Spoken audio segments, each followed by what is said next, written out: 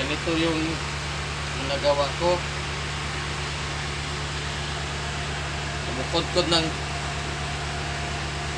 kaboto. Alam nyo bang kaboto, guys? Guys, itong kaboto, guys.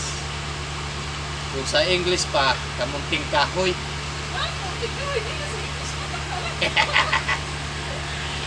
Sisa guys, kamu guys kay ano? Ito, sa tawag sa Tagalog, kamunting kahoy. Sa English, kaboto. Kung sa Bisaya guys, kaluno. Ito yung kaluno na kinukuskos para gawing yuto. Tapos lagyan ng kasaba cake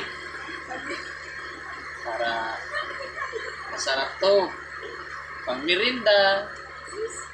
Minsan kung wala kayong ulam, ito rin yung ulam namin.